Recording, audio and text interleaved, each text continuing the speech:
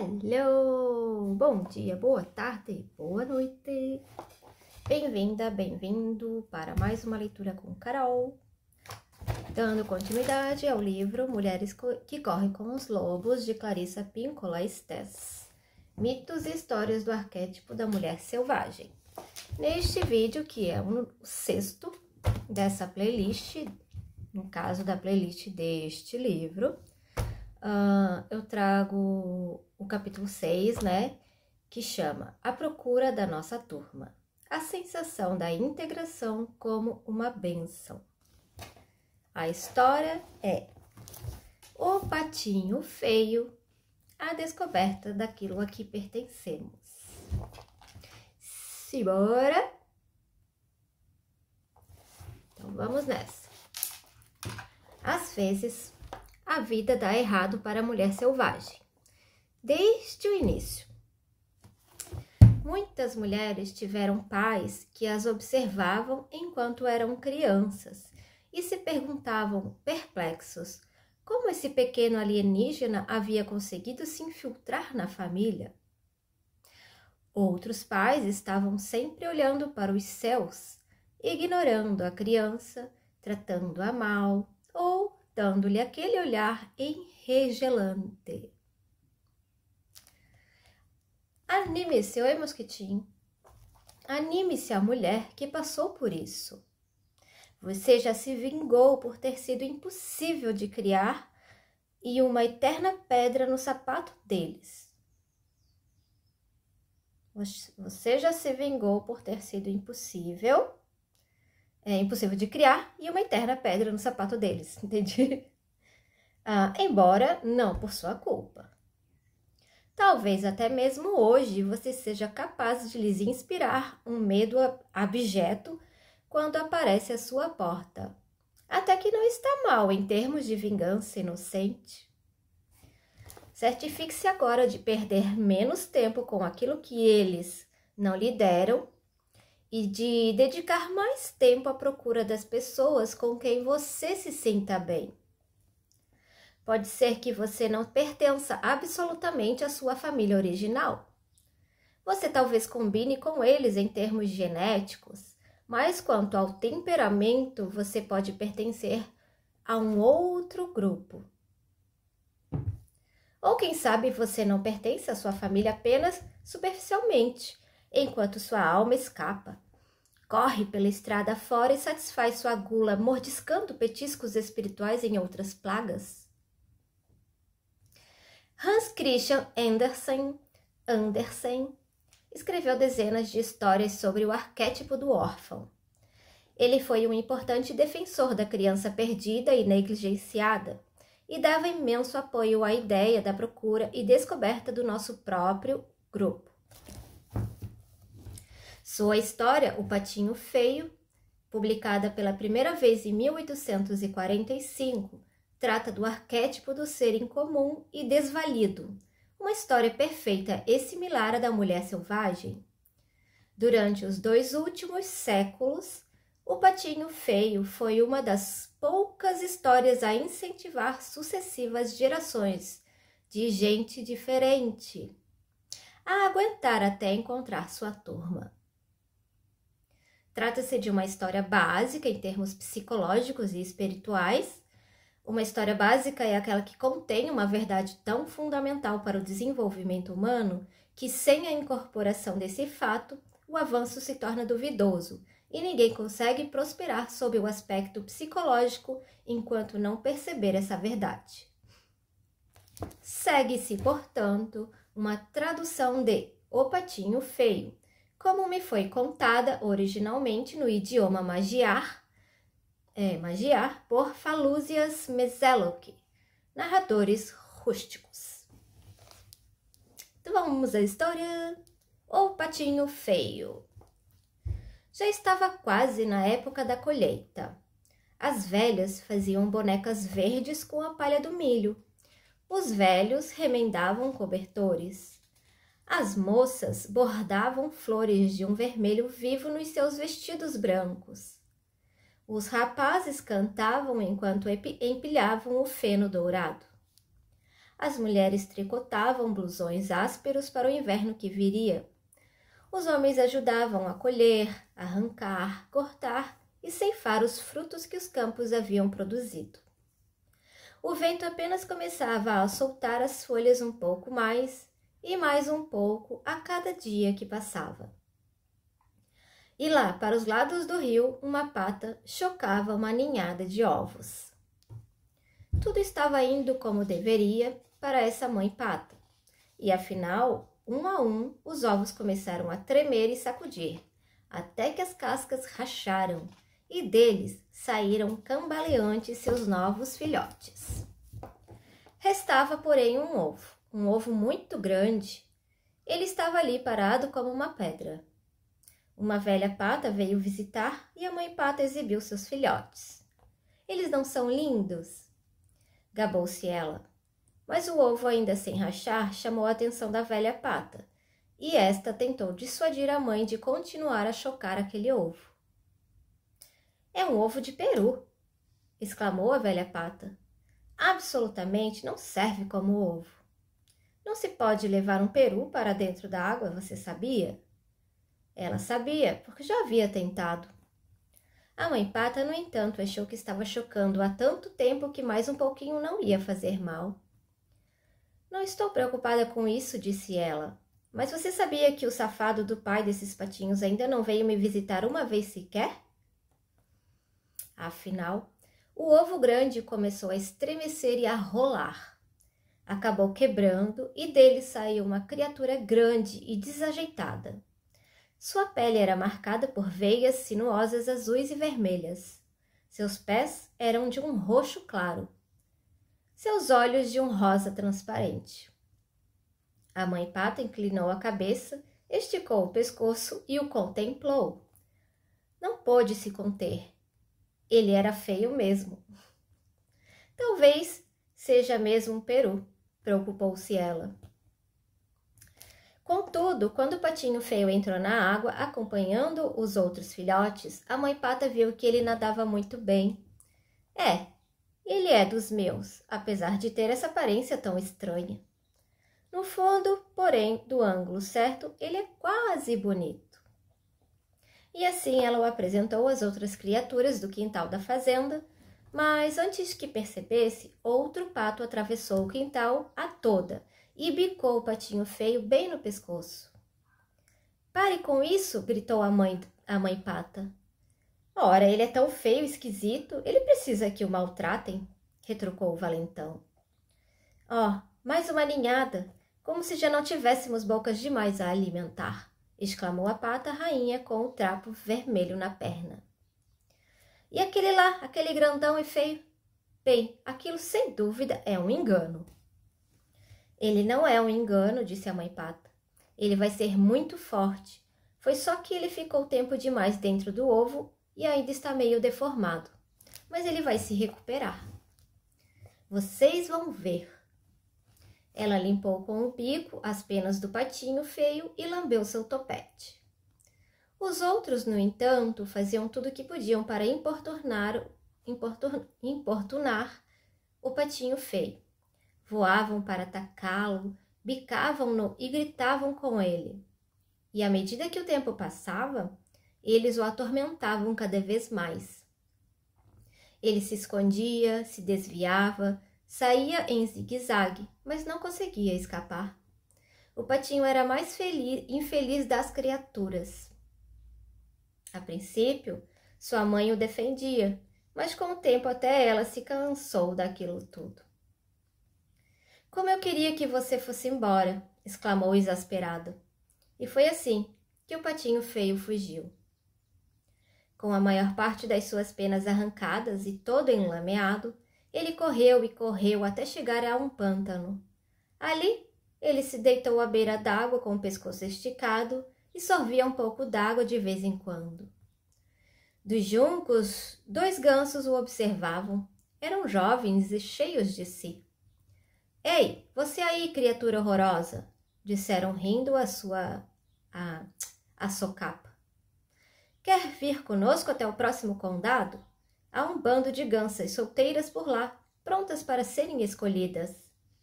De repente, ecoaram tiros. Os gansos caíram com um baque e a água do pântano ficou vermelha com seu sangue. O patinho feio mergulhou para se abrigar e por toda parte só havia tiros, fumaça e cães latindo. Afinal, o pântano ficou tranquilo e o patinho saiu correndo e voando a maior distância possível. Perto do anoitecer, ele chegou a um pobre casebre. A porta estava pendurada de um barbante e havia mais fendas do que paredes.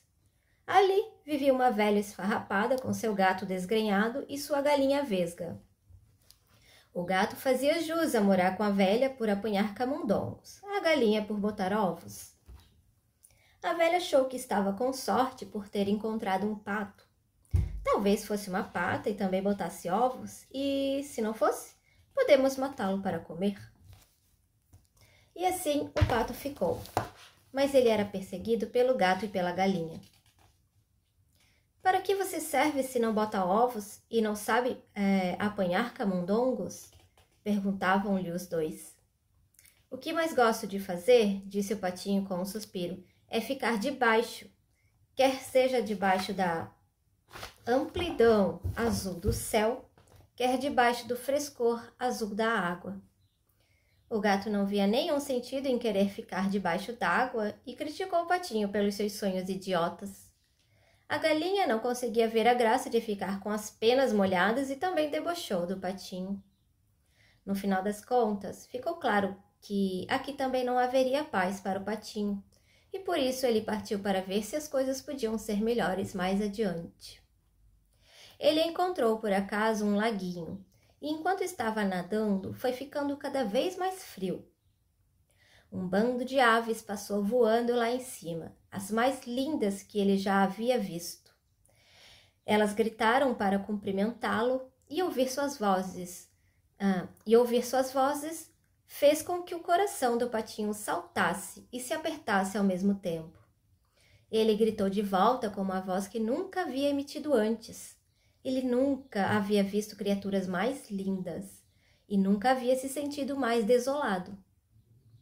Ele girou e girou na água para observá-las enquanto desapareciam nos céus e depois mergulhou até o fundo do lago e ali se aninhou, trêmulo. Estava fora de si por sentir um amor desesperançado por aqueles enormes pássaros brancos, um amor que ele não conseguia entender. Um vento mais frio começou a soprar e foi ficando cada vez mais forte com o passar dos dias, e a neve caiu sobre o gelo. Os velhos quebravam o gelo nos baldes de leite e as velhas fiavam até tarde da noite. As mães alimentavam 3 bocas de cada vez, à luz de velas, e os homens saíam à procura de ovelhas sob o céu branco da meia-noite. Os jovens entravam na neve até a cintura para ir ordenhar, e as moças imaginavam ver o rosto de rapazes bonitos nas chamas do fogão, enquanto cozinhavam. E no lago ali por perto, o patinho precisava nadar cada vez mais rápido em círculos para manter um lugar aberto no gelo. Um dia de manhã, o patinho se descobriu preso no gelo, e foi aí que ele sentiu que ia morrer. 2 patos selvagens vieram voando e chegaram escorregando no gelo. Eles observaram o patinho. Como você é feio, grasnaram. Que pena, é uma tristeza. Não se pode fazer nada por alguém como você. E saíram voando. Felizmente, um lavrador passou por ali e libertou o patinho, quebrando o gelo com seu cajado. Ele levantou o patinho, abrigou-o no casaco e voltou para casa. Na casa do lavrador, as crianças quiseram pegar o patinho, mas ele teve medo. Voou até os caibros do telhado, fazendo com que toda a poeira caísse na manteiga. De lá de cima, ele mergulhou direto para dentro do balde de leite e, quando ia saindo todo molhado e grudento, caiu no barril de farinha de trigo. A mulher do lavrador saiu atrás dele com uma vassoura, enquanto as crianças riam a mais não poder. O patinho saiu agitado pela porta do gato e lá e lá fora, afinal, caiu quase morto na neve. Dali, ele se forçou a prosseguir até chegar a mais um lago, a mais uma casa, a outro lago, a outra casa, e o inverno inteiro transcorreu dessa forma, alternando entre a vida e a morte. Mesmo assim, a brisa suave da primavera voltou. As velhas vieram arejar os acolchoados e os velhos guardaram suas ceroulas compridas. Novos bebês chegavam no meio da noite, enquanto seus pais andavam de um lado para o outro no quintal, debaixo do céu estrelado. Durante o dia, as moças enfiavam narcisos nos cabelos e os rapazes examinavam os tornozelos femininos. E num lago por ali, a água ficou mais agradável e o patinho feio que nela boiava abriu as asas. Como eram grandes e fortes as suas asas, elas o levaram bem longe para o alto, acima da terra. Dos céus, ele via os pomares com seus mantos brancos, os lavradores arando, os jovens de toda a natureza saindo da casca, tropeçando, zumbindo e nadando. Também brincando na água do lago havia 3 cisnes, as mesmas criaturas maravilhosas que ele havia visto no outono, aquelas que lhe haviam causado um aperto tão forte no coração. Ele sentiu um impulso de se unir a elas. E se fingirem que gostam de mim, e depois, assim que eu me aproximar, saírem voando às risadas? Pensou o patinho. Ele desceu planando e pousou no lago, com o coração batendo forte. Assim que o viram, os cisnes começaram a nadar na sua direção. Sem dúvida, estou a ponto de encontrar meu fim, pensou o patinho. Mas, se tenho de ser morto, melhor que seja por essas lindas criaturas do que pela mão de caçadores, donas de casa ou longos invernos. E abaixou a cabeça para guardar os golpes. Que surpresa! Na imagem na água ele viu um cisne, em traje a rigor, plumagem branca como a neve, olhos escuros e tudo mais. O patinho feio, a princípio, não se reconheceu, porque era exatamente igual aos belos estranhos, igual àqueles que ele havia admirado de longe. E acabou se revelando que ele era um deles no final das contas. Seu ovo, por acaso, havia rolado para um ninho de patos. Ele era um cisne magnífico. E pela primeira vez, sua própria família se aproximava dele, tocando-o com cuidado e carinho com as pontas das asas. Eles lhe limparam as penas com seus bicos e nadaram muito ao seu redor para cumprimentá-lo. Ei, tem mais um cisne! Gritaram as crianças que vinham trazer migalhas de pão para os cisnes. Como costumavam fazer as crianças de qualquer lugar, elas correram para contar a todos. As velhas vieram até a beira d'água, destrançando seus longos cabelos prateados. Os rapazes juntavam nas mãos, em taça, um pouco de água limpa e a atiravam na direção das moças, que enrubesciam como pétalas. Os homens tiraram uma folga da ordenha só para tomar um pouco daquele ar. As mulheres pararam um pouco de remendar, só para rir com seus parceiros. E os velhos começaram a contar histórias sobre como a guerra é longa e a vida é curta. Estou toda arrepiada. E um a um, fosse pela vida, pela paixão, fosse porque o tempo estava passando, todos se afastaram dançando.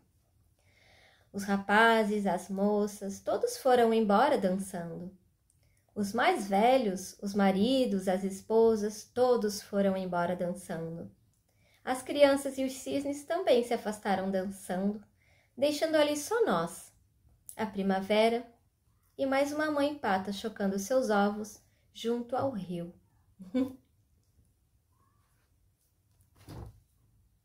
Altas histórias, né, gente?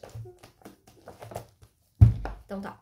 Agora eu vou ler a parte em que a autora desse livro faz análise da história. A questão do exílio é antiquíssima. Muitos contos de fadas e mitos tem como centro o tema do proscrito. Nesse tipo de relato, o personagem central é torturado por acontecimentos alheios à sua influência, muitas vezes tendo como origem um esquecimento fatal. Na história da Bela Adormecida, a 13ª fada é esquecida e não é convidada para o batizado, o que resulta numa maldição lançada contra a criança que na realidade atinge a todos de um modo ou de outro. Por vezes, o exílio é imposto por pura malvadeza, como quando a madrasta envia a enteada pelo bosque escuro adentro e vassaliza a sabida. Em outros casos, o exílio é consequência de um erro ingênuo. O deus grego Hefaístos ficou ao lado de sua mãe Hera, numa discussão com Zeus, seu marido. Zeus enfureceu-se e atirou Hefaístos do alto do Monte Olimpo, aleijando-o e banindo-o.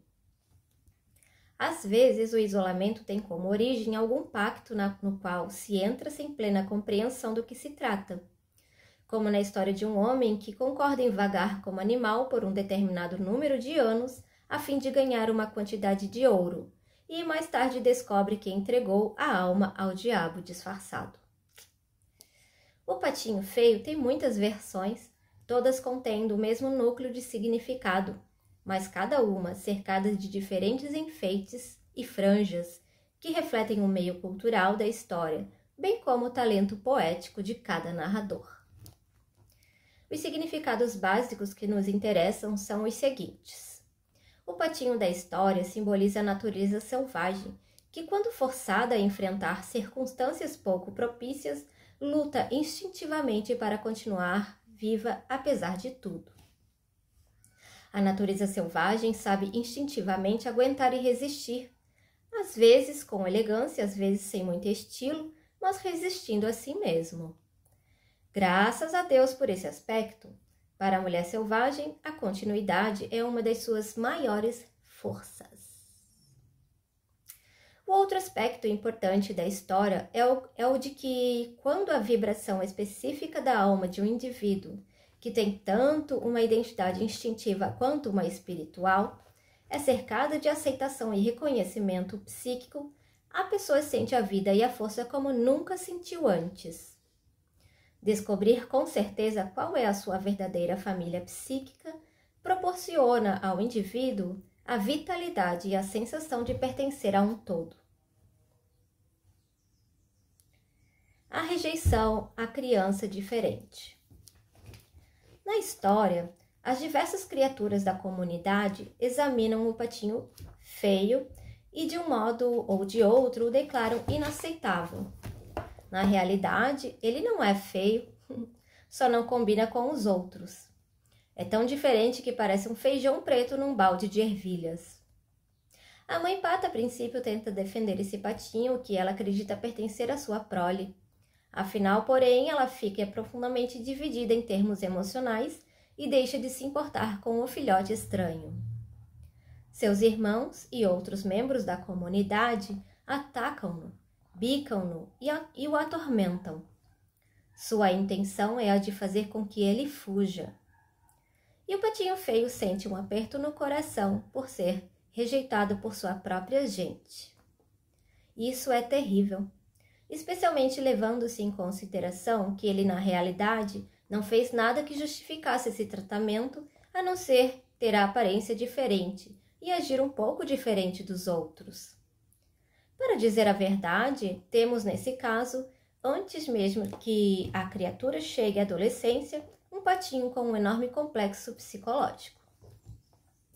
As meninas que demonstram ter uma forte natureza instintiva muitas vezes passam por sofrimentos significativos no início da vida. Desde a época em que são bebês, são mantidas presas, domesticadas e ouvem dizer que são inconvenientes ou teimosas. Suas naturezas selvagens revelam-se bem cedo. Elas são curiosas, habilidosas e possuem excentricidades leves de vários tipos. Características estas que, se desenvolvidas, constituiriam a base para sua criatividade para o resto das suas vidas. Considerando que a vida criativa é o alimento e a água para a alma, esse desenvolvimento básico é de importância dolorosamente crítica. Geralmente, o isolamento precoce começa sem que seja por nenhuma culpa da criança e é exacerbado pela incompreensão, pela crueldade da ignorância ou pela perversidade proposital dos outros. Nesse caso, o self básico da psique é ferido desde cedo. Quando isso acontece, a menina começa a acreditar que as imagens negativas dela mesma, refletidas pela família e pela cultura em que vive, são não só totalmente verdadeiras, mas também totalmente isentas de preconceito, de influência da opinião e de preferências pessoais. A menina começa a acreditar que ela é fraca, feia, inaceitável e que isso continuará a ser verdade, não importa o esforço que ela faça para reverter a situação. A menina é rejeitada pelos mesmos motivos que vemos na história do patinho feio. Em muitas culturas existe uma expectativa quando nasce uma filha de que ela é ou será um certo tipo de pessoa, que age de um certo modo consagrado pelo tempo, que siga um certo conjunto de valores, que se não forem idênticos aos da família, pelo menos se baseiem nos valores da família, e que seja como for, não abale os alicerces. Essas expectativas têm definições muito estritas quando um dos pais ou ambos sofre do desejo de ter um anjo de filha, a criança perfeita e obediente. Na fantasia dos pais, qualquer dos filhos que tenham será perfeito e refletirá apenas o jeito de ser dos pais. Se a criança for rebelde, ela pode, infelizmente, ser alvo de repetidas tentativas dos pais, no sentido de realizar uma cirurgia psíquica, pois eles estarão tentando remodelar a criança e, mais do que isso, alterar o que a alma da criança exige dela mesma. Embora sua alma exija ver, a cultura ao seu redor exige a cegueira. Embora sua alma deseje exprimir sua verdade, ela é forçada ao silêncio. Nem a alma da criança, nem sua psique podem aceitar essa situação. A pressão no sentido de se adequar, seja qual for a definição que a autoridade dê ao padrão, pode perseguir a criança até que ela fuja para longe, para um mundo oculto ou para vaguear muito tempo à procura de um lugar para se abrigar e viver em paz. Quando a cultura define detalhadamente no que consiste o sucesso ou a perfeição desejável, sob qualquer aspecto, na aparência, na altura, na força, na forma física, no poder aquisitivo, na economia, na masculinidade, na feminilidade, na atitude de bom filho, no bom comportamento, na crença religiosa, existem ditames correspondentes e tendência à avaliação na psique de todos os seus membros. Portanto, as questões da mulher selvagem rejeitada geralmente são duplas: a íntima e pessoal e a externa e cultural. Cuidemos aqui das questões íntimas da pessoa rejeitada, pois quando desenvolvemos uma força adequada, não uma força perfeita, mas uma força moderada e prática, para sermos nós mesmas e para descobrir a que grupo pertencemos, podemos então influenciar a comunidade exterior e a consciência cultural com perícia. O que é uma força moderada? Ela é a que temos quando nossa mãe interior não está 100% confiante acerca do que fazer em seguida. Uma confiança de 75% já serve. 75% é uma boa proporção. Lembre-se, dizemos que uma planta está em flor, quer os botões estejam meio abertos, abertos até 3/4, quer estejam totalmente abertos. Tipos de mães. Embora possamos interpretar a mãe na história como um símbolo da nossa própria mãe exterior, a maioria dos adultos tem agora uma mãe interior, como legado da sua mãe verdadeira. Trata-se de um aspecto da psique que atua e reage de um modo idêntico ao da experiência da infância de uma mulher com sua própria mãe.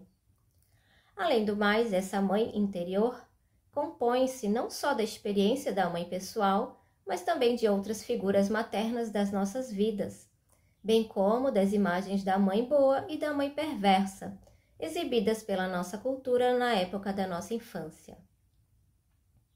Para a maioria dos adultos, se houve problemas com a mãe concreta no passado, e eles não existem mais, ainda há uma cópia da mãe na psique, que age, reage e fala igual à da tenra infância. Muito embora a cultura de uma mulher possa ter desenvolvido um raciocínio mais consciente acerca do papel das mães, a mãe interior terá os mesmos valores e ideias a respeito de como uma mãe deve ser e agir, que vigoravam na cultura na nossa infância. Na psicologia junguiana, esse emaranhado todo é chamado de complexo materno. Trata-se de um dos aspectos centrais da psique da mulher, e é importante reconhecer sua condição, reforçando certas características, corrigindo algumas, erradicando outras, e começando tudo de novo se necessário. A mãe pata na história tem alguns atributos, que analisaremos individualmente. Ela é, ao mesmo tempo, uma mãe ambivalente, uma mãe prostrada e uma mãe sem mãe. Com o exame dessas estruturas maternas, podemos começar a avaliar se nosso complexo materno interior sustenta com firmeza nossas qualidades exclusivas ou se ele está precisando de um ajuste já há muito atrasado. A mãe ambivalente. Na nossa história, a mãe pata é isolada à força dos seus instintos. É tratada com escárnio por ter um filho diferente, sente-se dividida emocionalmente e acaba prostrada, desistindo de cuidar do filhote estranho. Embora a princípio ela tente se manter firme, a diferença do patinho começa a prejudicar a segurança da mãe na própria comunidade e ela abaixa a cabeça e mergulha. Vocês já presenciaram alguma vez uma mãe forçada a tomar uma decisão dessas, se não por inteiro, pelo menos em parte? A mãe curva-se aos desejos da comunidade em vez de se alinhar a favor do filho. Até mesmo nos nossos dias, as mães ainda encenam os medos bem fundados de séculos de antepassados. Ser isolada da comunidade significa, no mínimo, ser ignorada e encarada com suspeita, e, na pior das hipóteses, ser acossada e destruída. A mulher que viva num ambiente semelhante irá tentar moldar a filha para que esta haja de modo conveniente no mundo objetivo. Nesse caso, tanto a mãe quanto a filha estão divididas. Na história do patinho feio, a mãe pata está dividida em termos psíquicos, e isso faz com que seja puxada em diversas direções diferentes, o que é a própria definição da ambivalência. Qualquer mãe que tenha estado sob fogo cruzado a reconhecerá. Uma direção é o seu próprio desejo de ser aceita pela comunidade. Outra é o instinto de autopreservação. Uma terceira é o medo de que ela e o filhote venham a ser castigados, perseguidos ou mortos pela comunidade. Esse medo é uma reação normal a uma ameaça anormal de violência física ou psíquica. A quarta força é o amor instintivo da mãe pelo filho e a preservação desse filho. Não é raro em culturas punitivas que a mulher se sinta dilacerada entre a opção de ser aceita pela classe dominante, pela comunidade, e a de amar seu filho, seja ele um filho simbólico, fruto da sua criatividade, seja ele um filho biológico. Essa é uma história muito antiga. As mulheres sempre morreram em termos psíquicos e espirituais por tentar proteger o filho não aprovado, seja ele sua arte, seu amor, sua política, sua prole ou a vida da sua alma.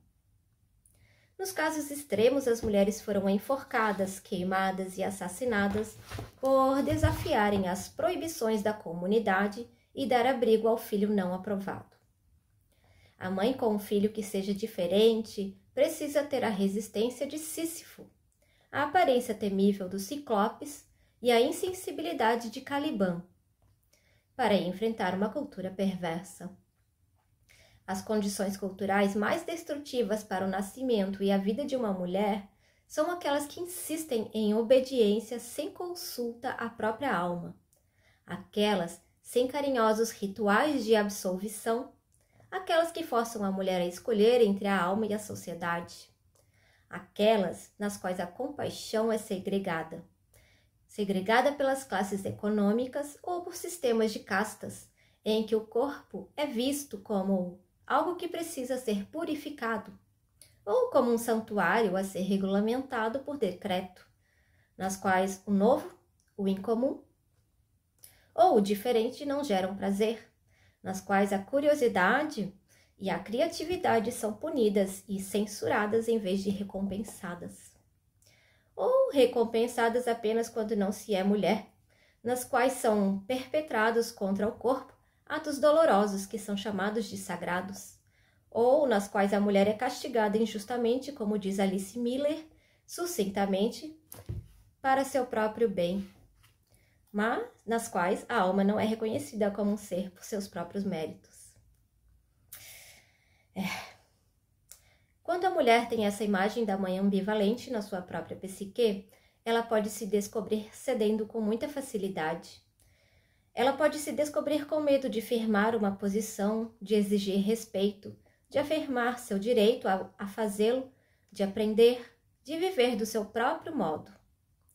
Quer essas questões tenham origem numa imagem interna, quer numa cultura externa, para que a função da maternidade supere restrições desse tipo, em muitas culturas são consideradas masculinas.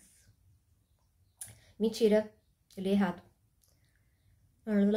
Para que a função da maternidade supere restrições desse tipo, ela deveria ter algumas qualidades ferozes, qualidades que em muitas culturas são consideradas masculinas. Há gerações, infelizmente, a mãe que quisesse gerar estima em si mesma e na sua prole, precisava ter as qualidades exatas que lhe eram expressamente proibidas: a veemência, o destemor e a aparência atemorizante. Para uma mãe criar feliz um filho que seja ligeiramente ou altamente diferente nas necessidades da sua psique e da sua alma, em comparação com a corrente principal da sua cultura, ela precisa tomar a dianteira no que diz respeito a algumas qualidades heróicas. Ela precisa ser capaz de roubar essas qualidades, se elas não lhe forem permitidas, abrigá-las, liberá-las, na hora certa, e defender a si mesma e aquilo no que acredita. Praticamente não existe um meio de preparar a pessoa para isso, a não ser inspirar profundamente para ganhar coragem e agir. Desde tempos imemoriais, o que foi considerado um ato de heroísmo foi a cura para uma ambivalência paralisante.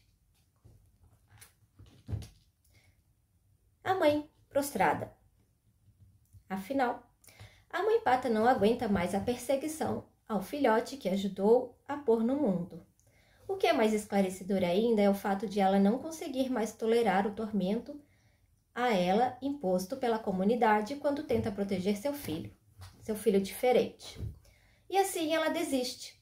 Ela exclama para o patinho que preferia que ele desaparecesse, e o filhote torturado foge. Quando uma mãe desiste, isso significa que ela perdeu o sentido de si mesma.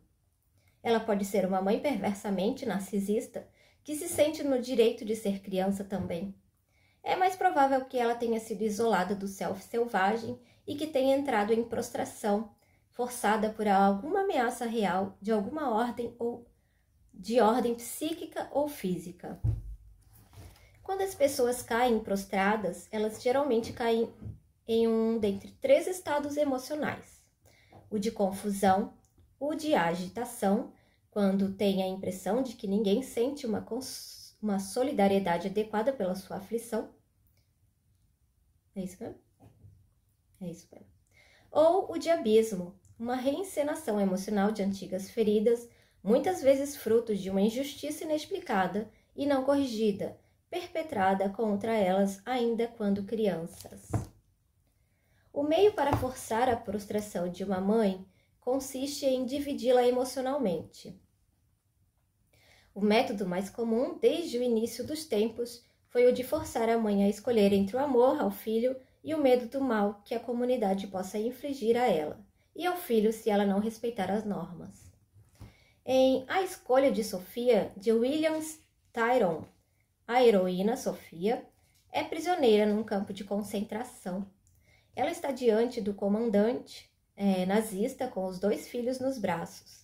O comandante a força a escolher qual das 2 crianças deve viver e qual deve morrer, dizendo-lhe que, se não fizer essa escolha, as 2 crianças serão mortas.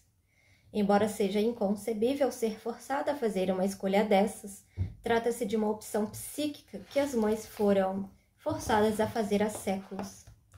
Cumpra as normas e elimine seus filhos, senão... E isso continua. Quando uma mãe é forçada a escolher entre o filho e a cultura, existe algo de repulsivamente cruel e irrefletido nessa cultura. Uma cultura que exija que se prejudique a própria alma para fazer cumprir as proibições é, na verdade, uma cultura muito doente. Essa cultura pode ser aquela em que a mulher vive, mas o que seria ainda mais prejudicial, ela pode ser a cultura que a mulher leva por aí e com a qual concorda dentro da sua própria cabeça. Existem inúmeros exemplos literais de situações desse tipo em todo o mundo, sendo os exemplos mais hediondos encontrados na América, onde sempre foi tradição separar à força as mulheres dos seus seres amados e das coisas que amam.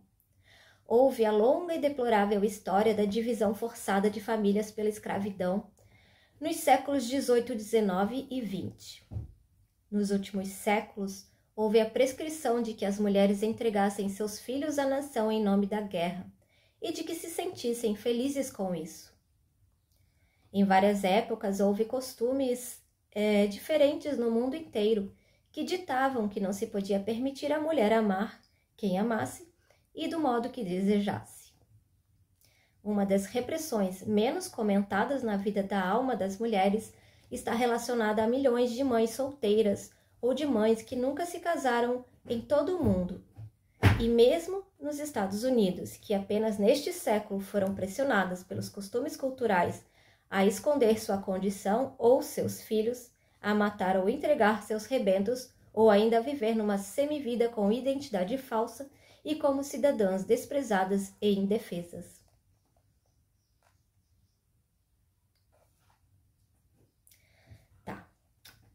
Apenas nesse século. Há gerações, as mulheres aceitaram o papel de legitimação como seres humanos através do casamento com um homem. Elas estiveram de acordo com a ideia de que um ser humano pudesse não ser aceitável a menos que um homem dissesse o contrário. Sem essa proteção masculina, a mãe é vulnerável. É irônico, portanto, que na história do patinho feio o pai seja mencionado apenas uma vez. Isso ocorre quando a mãe pata está chocando o ovo daquele patinho. Ela se queixa do pai da sua prole. Aquele safado não veio me visitar uma vez sequer. Há muito tempo na nossa cultura, o pai, por infelicidade e pelo motivo que seja, foi incapaz de ser de ajuda a quem quer que fosse. E o que é mais terrível, a si mesmo ou não... O que é mais terrível, a si mesmo ou não se dispôs a isso. Eu vou ler de novo essa parte porque fiquei confusa. Há muito tempo na nossa cultura, o pai, por infelicidade pelo motivo que seja, foi incapaz de ser de ajuda a quem quer que fosse. E, o que é mais terrível, a si mesmo, ou não se dispôs a isso. Seria fácil afirmar que, para inúmeras meninas selvagens, o pai foi um homem prostrado, apenas uma sombra que pendurava a si mesmo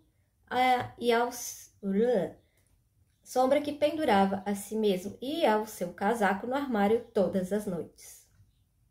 Quando a mulher tem um construto de mãe prostrada dentro da sua psique e ou da sua cultura, ela é indecisa quanto ao seu valor.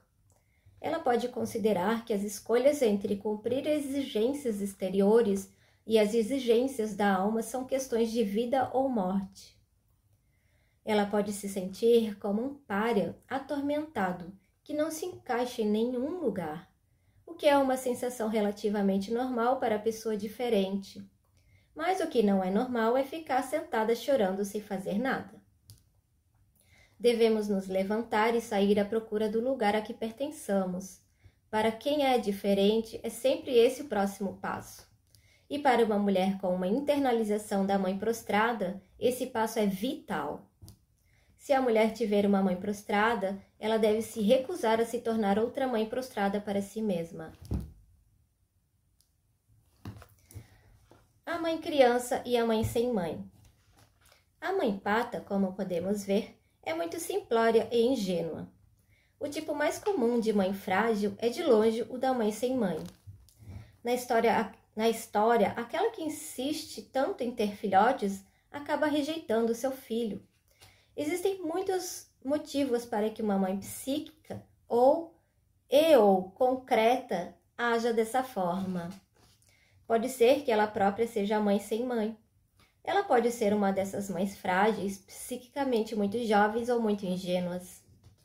Ela pode se sentir tão deslocada sob o aspecto psíquico que se considere não merecedora até do amor do seu bebê. Ela pode ter sido tão torturada pela família e pela cultura que não se consiga imaginar digna de chegar aos pés do arquétipo da mãe radiante, que acompanha cada nova gestação. Não há como escapar. A mãe precisa receber a atenção materna para dar atenção à sua própria prole. Embora a mulher tenha um vínculo físico e espiritual inalienável com seus rebentos, no mundo instintivo da mulher selvagem, ela simplesmente não se transforma de repente numa mãe temporal completa por si mesma. Nos velhos tempos, as bênçãos do arquétipo da mulher selvagem eram normalmente transmitidas pelas mãos e palavras da mulher que auxiliava as mães mais jovens. Especialmente as mulheres que estão sendo mães pela primeira vez, têm dentro de si não uma velha experiente, mas uma mãe criança. A mãe criança pode ter qualquer idade, seja 18 ou seja 40, não importa. Toda nova mãe começa como mãe criança. Ela tem a idade suficiente para procriar e ter bons instintos que a orientem corretamente, mas ela precisa da atenção de uma mulher mais velha, ou de várias mulheres, que basicamente lhe dê sugestões, estímulo e apoio no cuidado com os filhos. Durante muitos séculos, esse papel coube às mulheres mais velhas da tribo ou da aldeia. Essas deusas mães, humanas, que mais tarde foram relegadas pela religião ao papel de madrinhas, compunham um sistema básico de nutrição de mulher para mulher, que apoiava em especial as mães jovens, ensinando-lhes a alimentar, por sua vez, as psiques e as almas dos seus filhos. Quando o papel da deusa-mãe ficou mais intelectualizado, a madrinha passou a representar aquela que se certificava de que a criança não se afastaria dos preceitos da igreja. Muito se perdeu nessa mudança.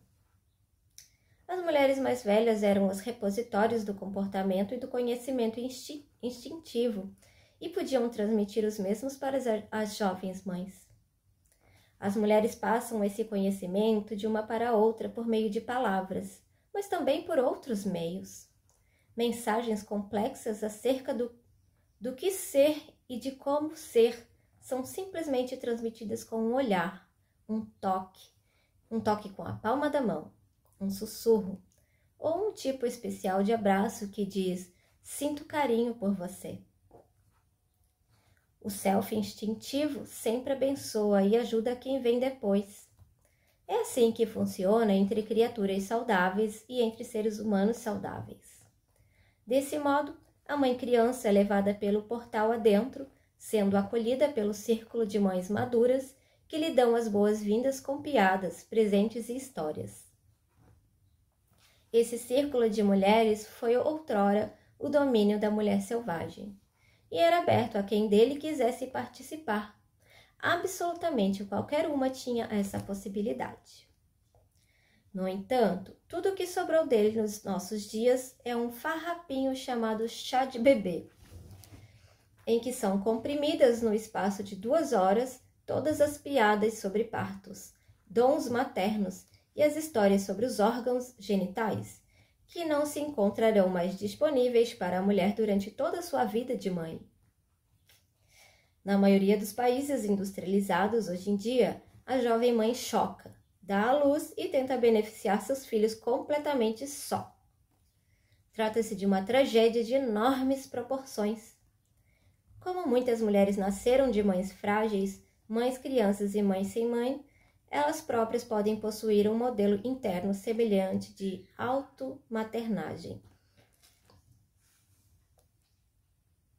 É provável que a mulher que tem um construto de mãe-criança ou de mãe sem mãe na sua psique, ou que veja essa imagem ser glorificada na sua cultura e mantida no trabalho e na família, sofra de pressentimentos ingênuos, de uma falta de experiência e, em especial, de uma redução da sua capacidade instintiva para imaginar o que irá acontecer daqui a uma hora, uma semana, um mês, um ano, 5 ou 10 anos. Uma mulher com uma mãe criança interna assume a aura de uma criança que finge ser mãe. A mulher nesse estado muitas vezes tem uma atitude indiscriminada de vivas a qualquer coisa, uma espécie de atenção maternal exagerada que a leva a querer fazer o ser e ser tudo para todos.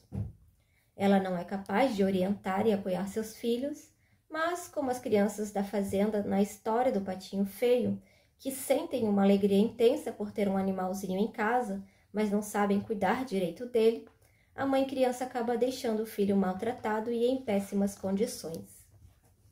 Sem que o perceba, a mãe criança tortura seu filho com diversas formas de atenção destrutiva e, em alguns casos, de falta de atenção. Às vezes, a mãe frágil é ela mesma um cisne criado no meio dos patos. Ela não conseguiu descobrir sua identidade verdadeira cedo o suficiente para ajudar sua prole. Mais tarde, quando sua filha se depara com o enorme mistério da natureza selvagem do feminino na adolescência, a mãe também se descobre em meio às crises de solidariedade e a impulsos típicos de cisne. A procura da filha por sua própria identidade pode até mesmo finalmente dar início à viagem inaugural da mãe em busca do self perdido. Nessa casa, portanto, entre mãe e filha, haverá 2 espíritos selvagens escondidos no porão, de mãos dadas, esperando que os chamem para cima. São essas as coisas que podem dar errado quando a mãe é isolada na sua própria natureza instintiva. No entanto, não deem suspiros tão fortes ou tão longos, pois existe remédio para tudo isso. A mãe forte, a prole forte.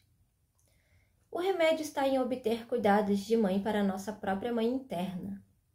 Isso se obtém com mulheres reais no mundo objetivo que sejam mais velhas, mais sábias e que de preferência tenham sido temperadas como o aço. Elas se tornaram calejadas por terem passado por tudo que passaram. Independente do custo, mesmo agora, seus olhos veem, seus ouvidos ouvem, suas línguas falam e elas são gentis. Mesmo que tivéssemos a mãe mais maravilhosa do mundo, ainda poderíamos acabar tendo mais de uma.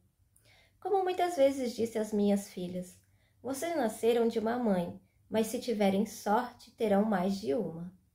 E entre todas elas encontrarão quase tudo o que precisarem.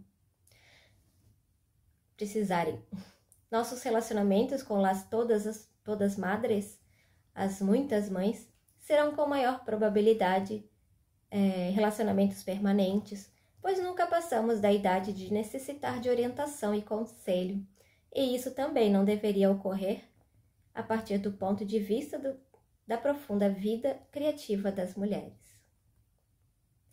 Os relacionamentos entre mulheres, sejam elas da mesma família de sangue ou almas gêmeas, seja o relacionamento entre analistas e analisando, entre mestre e aprendiz, ou entre espíritos afins, são todos relacionamentos de afinidade da maior importância.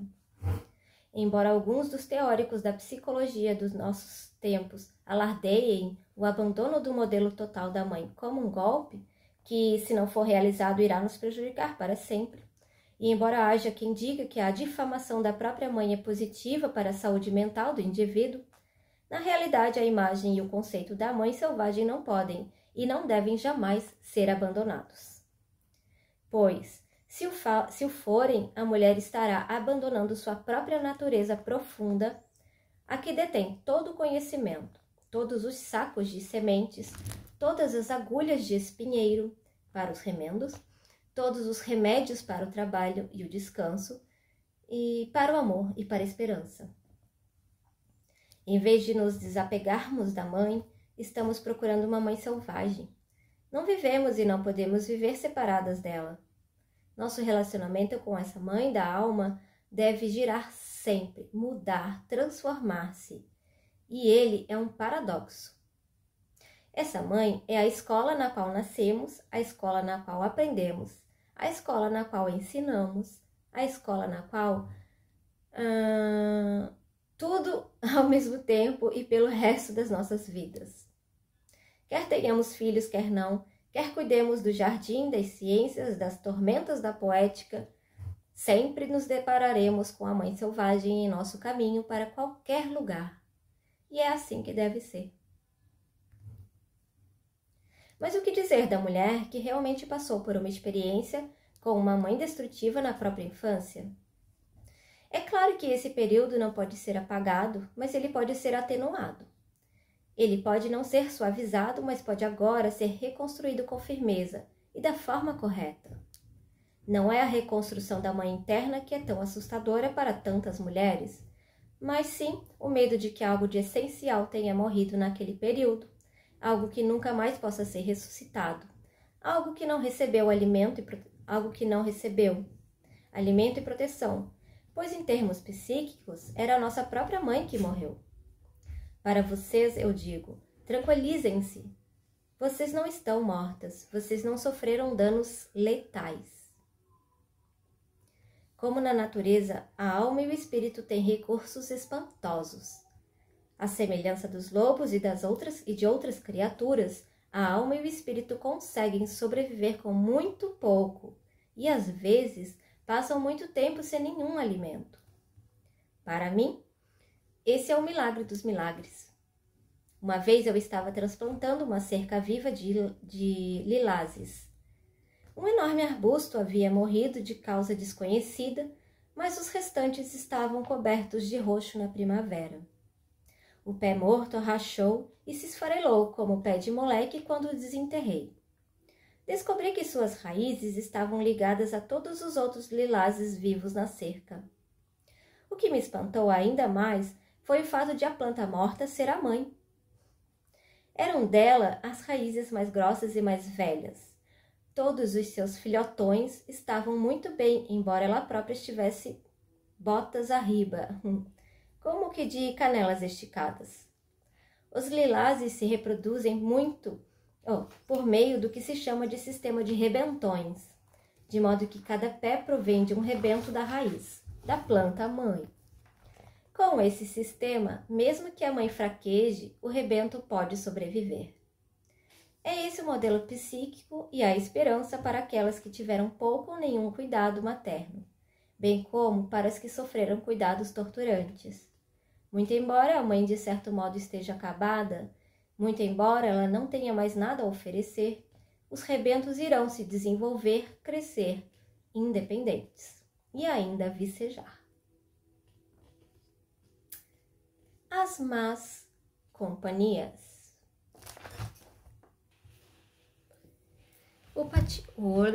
As más companhias. O patinho feio vai de um lado a outro à procura de um lugar onde possa repousar.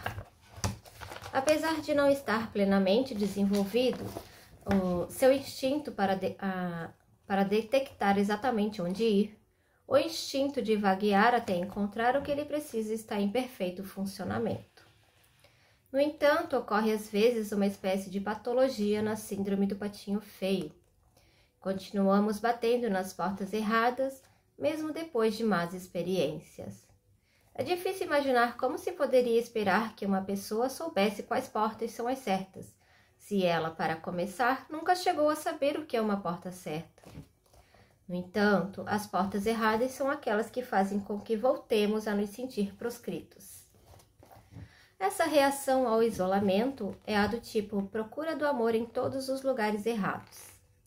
Quando a mulher se volta para um comportamento repetitivamente compulsivo, reencenando um comportamento frustrante que provoca decadência em vez de uma vitalidade permanente, com o objetivo de abrandar seu isolamento, ela na realidade está causando mal ainda maior, porque a ferida original não está sendo tratada, e a cada incursão ela ganha novas feridas. Essa atitude se assemelha a de pingar algum remedinho no nariz quando se tem um talho aberto no braço. Mulheres diferentes escolhem tipos diferentes de remédio errado.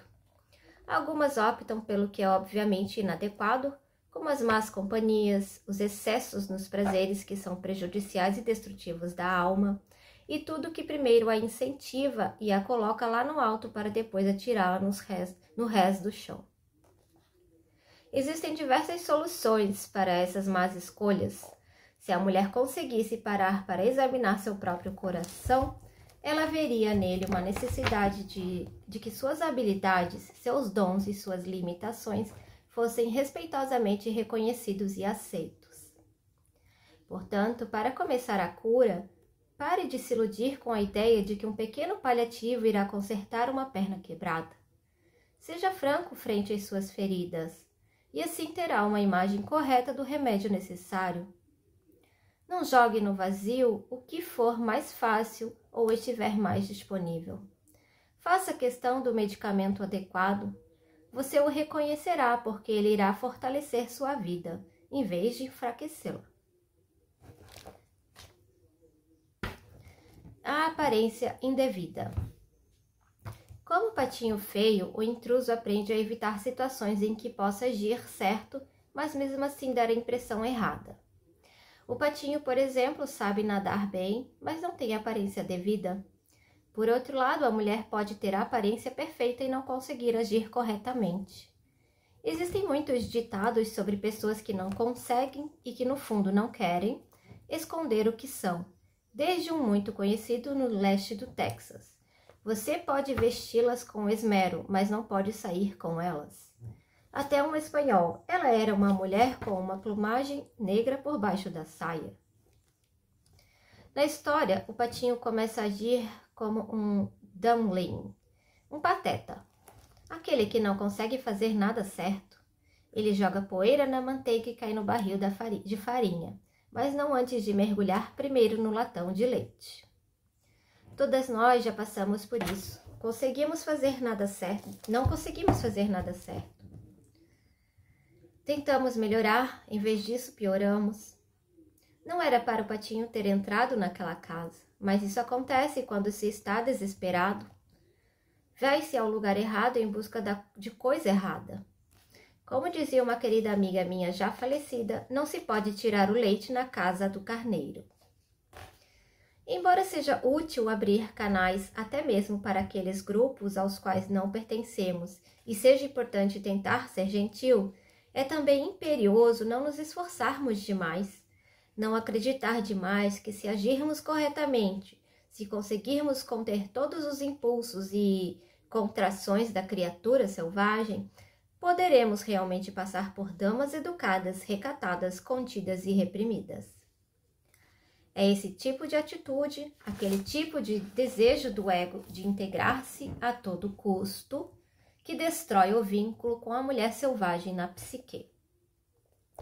E então, em vez de uma mulher vital, temos uma mulher simpática a quem foram arrancadas as garras.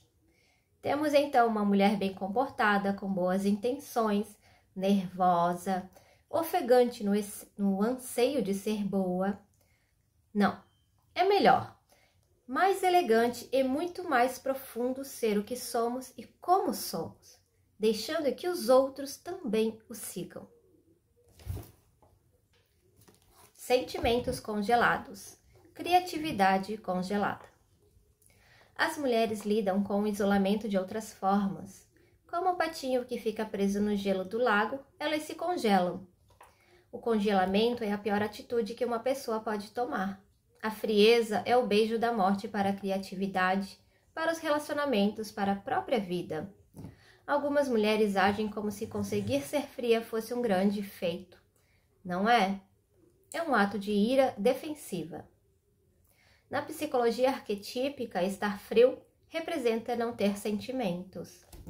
Há histórias da criança congelada, da criança que não conseguia sentir, dos corpos presos no gelo, durante um período em que nada podia se mexer, nada podia se transformar, nada podia crescer, nem nascer. O ser humano congelado significa que ele está propositalmente sem sentimentos, em especial para consigo mesmo, mas também e às vezes ainda mais para com os outros. Embora esse seja um mecanismo de autoproteção, ele prejudica a psique e a alma, porque a alma não reage ao gelo, mas ao calor. Uma atitude gélida apagará o fogo criativo da mulher. Ela inibirá a função criativa. É esse um problema grave, mas a história nos dá uma ideia. O gelo precisa ser quebrado e a alma retirada do congelamento. Quando os escritores, por exemplo, se sentem secos, áridos, sem vida, eles sabem que o jeito para voltar à fertilidade reside em escrever. No entanto, se eles estiverem presos no gelo, não conseguirão escrever. Há pintores que estão ansiosos por pintar, mas dizem a si mesmos: larga disso, seus quadros são estranhos e feios. Existem muitos artistas que ainda não firmaram sua posição e outros que são veteranos de guerra no desenvolvimento da sua vida criativa. E mesmo assim, cada vez que eles pegam da pena, do pincel, das fitas do roteiro, eles ouvem: você só causa problemas. Seu trabalho é marginal ou totalmente inaceitável porque você mesmo é marginal e inaceitável. Portanto, qual é a solução? Haja como o patinho, siga em frente, supere tudo com a luta. Apanhe logo a caneta, comece a escrever e pare de resmungar. Escreva, pegue o pincel e, para variar, seja má consigo mesma. Pinte. Bailarina, vista sua malha, amarre fitas no cabelo, na cintura ou nos tornozelos e diga ao corpo que se mexa. Dance. Atriz, dramaturga, poeta, musicista ou qualquer outra. Em geral, pare de falar. Não pronuncie mais uma palavra sequer, a não ser que você seja cantora. Tranque-se num quarto com teto ou numa clareira sob os céus. Exerça sua arte. Sabe-se que o que está em movimento não se congela. Por isso, mexa-se. Vá em frente. O estranho que passava. Embora na história o lavrador que leva o pato para casa pareça ser um recurso literário para promover a história, em vez de um leitmotiv arquetípico sobre o exílio, creio ser valiosa numa reflexão sobre esse ponto. A pessoa que talvez pudesse nos tirar do gelo, que talvez até mesmo nos libertasse em termos psíquicos da nossa insensibilidade, não vai necessariamente ser aquela cujo grupo pertencemos.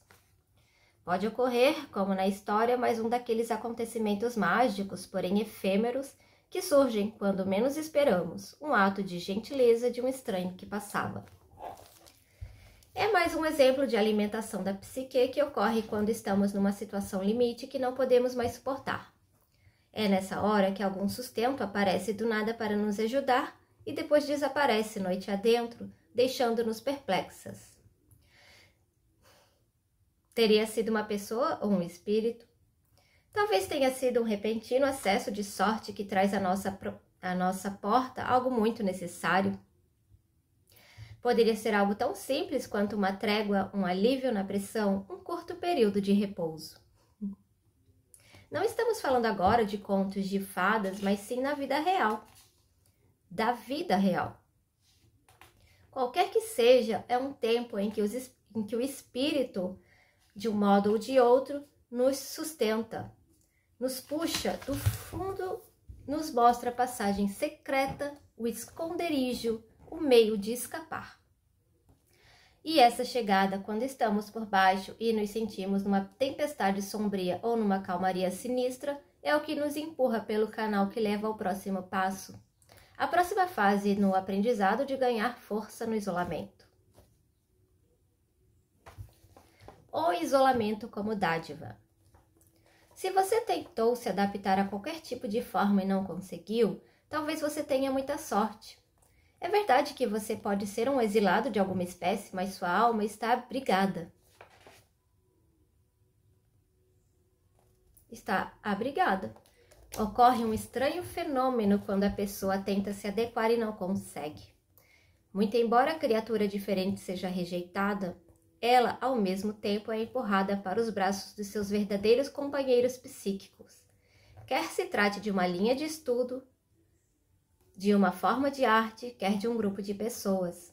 É pior ficar ali onde não nos sentimos bem do que vaguear perdida por um período em busca da afinidade psíquica e profunda de que precisamos.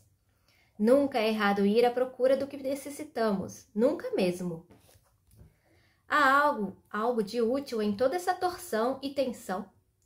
Algo no patinho está sendo temperado, está sendo reforçado por esse isolamento. Embora essa situação não seja algo que se deseje a ninguém por nenhum motivo, seu efeito é semelhante ao da produção de diamantes pela pressão aplicada ao carbono puro. Ela acaba levando a uma profunda amplidão e clareza na psique. Existe um aspecto da alquimia no qual a substância bruta do chumbo é golpeada e martelada. Embora o isolamento não seja algo que se deseje por ser divertido, provém dele um ganho inesperado. As dádivas do isolamento são inúmeras. Ele elimina a fraqueza com os golpes, ele erradica as lamentações, proporciona um insight penetrante, aguça a intuição, assegura o poder incisivo de observação e de visão de perspectiva jamais alcançados pelas pessoas aceitas. Apesar de ter seus aspectos negativos, a psique selvagem consegue resistir ao isolamento. Ele faz com que tenhamos um anseio ainda maior no sentido de liberar nossa própria natureza verdadeira e provoca em nós um desejo intenso por uma cultura que combine com essa natureza. Só esse anseio, esse desejo já faz a pessoa prosseguir. Ele faz com que a mulher continue a procurar. E, se não consegue encontrar a cultura que a estimule, geralmente ela resolve criar ela mesma essa cultura. Isso é bom, pois se ela criar, outras que vinham procurando há muito tempo chegarão misteriosamente um dia, proclamando com entusiasmo o fato de estarem procurando por ela o tempo todo. Os gatos desgrenhados e as galinhas vesgas do mundo. O gato desgrenhado e a galinha vesga consideram as aspirações do patinho estúpidas e sem sentido. Isso dá exatamente a perspectiva correta quanto à suscetibilidade e aos valores daqueles que criticam quem não é igual a eles. Quem esperaria que um gato gostasse da água? Quem iria pensar numa galinha nadando? É claro que ninguém. No entanto, com enorme frequência do ponto de vista do proscrito, quando as pessoas não são parecidas, é o proscrito que é inferior, não o outro, né? Bem, com a atitude de não querer tornar ninguém inferior a outra pessoa, ou não mais do que for preciso, digamos que nesse ponto o patinho passa pela mesma experiência pela qual passaram milhares de mulheres exiladas. Aquela de uma incompatibilidade básica com pessoas diferentes, que não é culpa de ninguém, apesar de que a maioria das mulheres, num excesso de amabilidade, assumam o fato como se fosse sua culpa exclusiva. Quando isso acontece, vemos mulheres que estão sempre dispostas a pedir desculpa pelo espaço que ocupam. Vemos mulheres com medo de dizer simplesmente não, obrigada, e ir embora. Vemos mulheres dando ouvidos a alguém que lhes repete insistentemente que elas são teimosas, sem compreender que os gatos não nadam e que as galinhas não mergulham. Devo admitir que às vezes considero útil no meu trabalho clínico delinear as diversas tipologias da personalidade como gatos, galinhas, patos, cisnes e assim por diante. Se a situação permitisse, eu poderia pedir a uma cliente que imaginasse por um instante ser um cisne que não sabe quem é. Imagine-se também por um instante que ela tenha sido criada ou esteja atualmente cercada por patos. Não há nada de errado com os patos. Afianço as minhas clientes, ou sequer... Opa! Não há nada de errado com os patos. Afianço as minhas clientes, ou sequer com os cisnes, né? Mas patos são patos e cisnes são cisnes. Às vezes, para transmitir bem a mensagem, passo para outras imagens do reino animal. Gosto de usar camundongos. E se você fosse criada pelo povo camundongo? E se você fosse, digamos, um cisne? Os cisnes, em geral, detestam os alimentos que os camundongos comem e vice-versa. Cada um deles acha que o outro tem um cheiro esquisito. Eles não têm interesse em passar tempo juntos. E se o fizessem, estariam constantemente perseguindo uns aos outros. E o que dizer se você, sendo um cisne, teve de fingir ser um camundongo? E se você teve de fingir ser cinzento, peludo e diminuto? E se lhe faltava um rabo longo e sinuoso para ficar em exibição no dia de andar com o rabo para cima? E se, onde quer que você fosse, você tentasse andar como um camundongo, mas acabasse gingando? E se você tentasse falar como um camundongo, mas a cada vez que tentasse saísse um grasnido? Você não se sentiria a criatura mais infeliz do mundo? A resposta é um inequívoco sim. Então, porque se tudo isso é tão verdadeiro, por que as mulheres não param de tentar se curvar e se dobrar para assumir formas que não são suas? Devo dizer, com base em anos de observação clínica do problema, que na maioria das vezes isso não decorre de um masoquismo enraizado ou de uma dedicação perversa à autodestruição ou qualquer atitude dessa natureza. Com enorme frequência, isso ocorre porque a mulher não sabe o que fazer. Ela foi criada sem mãe. Há um ditado que diz: "Tu puedes saber muitas coisas." É possível saber acerca das coisas, mas não se trata do mesmo que sentido, que deter o sentido. Já o patinho parece saber das coisas, mas ele não tem nenhum bom senso. Ele é sem mãe, ou seja, não foi instruído nos níveis mais elementares. Lembrem-se, é a mãe que ensina ao expandir o talento ou o instinto inato à prole. As mães do reino animal, que ensinam seus filhotes a caçar, não estão exatamente os ensinando a caçar, pois isso já está nas suas entranhas. Elas os ensinam a se precaver disso e daquilo, a prestar atenção às coisas. Elas ensinam tudo que os filhotes desconheciam até que ela mostrasse, ativando assim novos conhecimentos e sabedoria inata. O mesmo ocorre com a mulher exilada. Se ela for um patinho feio, se ela não tiver mãe, seus instintos não estarão aguçados. Em vez disso, ela aprende pelo método de ensaio e erro. Geralmente, muitas tentativas, erros e números. Existe esperança, porém, pois a criatura rejeitada nunca desiste. Ela persiste até encontrar seu guia, até farejar a pista, o rastro, até encontrar o seu chão. Os lobos nunca são mais engraçados do que quando perderam a pista e fazem tudo para recuperá-la. Eles saltam no ar, correm em círculos, escavam o chão com um focinho, arranham o chão, correm adiante, voltam e ficam parados como estátuas. A impressão é a de que enlouqueceram. Mas o que eles estão realmente fazendo é recolhendo todos os indícios que podem encontrar. Estão captando esses indícios com mordidas no ar. Estão enchendo os pulmões com cheiros do nível do chão e do nível das espáduas. Eles provam o ar para ver quem passou por ali recentemente, com as orelhas girando como antenas parabólicas, captando transmissões de muito longe. Uma vez que eles tenham todos esses indícios em ordem, eles sabem como prosseguir. Embora a mulher possa parecer desmiolada, quando perdeu o contato com a vida que mais valorizava e esteja correndo de um lado para o outro tentando reconquistá-la, na maioria das vezes ela está recolhendo informações, provando um pouco disso aqui, agarrando com uma pata um pouco daquilo lá. o máximo que se pode fazer seria explicar sucintamente o que ela está fazendo e deixá-la em paz. Assim que ela processar todas as informações das pistas recolhidas, ela voltará a se movimentar de modo deliberado. E então o desejo de pertencer ao clube do gato desgrenhado e da galinha vesga acabará desaparecendo totalmente. Que bom, né? A lembrança e a persistência não importa o que aconteça. Todas nós temos um anseio que sentimos pela nossa própria turma, nossa turma selvagem. Vocês devem se lembrar de que o patinho fugiu depois de ser impiedosamente torturado.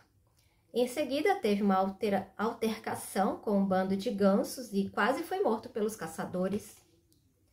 Foi expulso de um quintal e da casa de um lavrador e, finalmente exausto, caiu tremendo às margens do lago. Não há mulher que não conheça essa sensação. E, no entanto, é exatamente esse anseio que nos leva a insistir, a continuar, a prosseguir com esperança. É essa a promessa da psique selvagem para todos nós.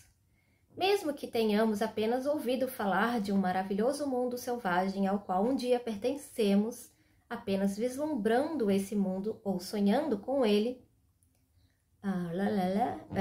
mesmo que até agora nós ainda não tenhamos tocado ou apenas o tenhamos tocado momentaneamente, mesmo que nós não nos identifiquemos como parte dele, a recordação desse mundo é um farol que nos guia para o lugar ao qual pertencemos, pelo resto de nossas vidas.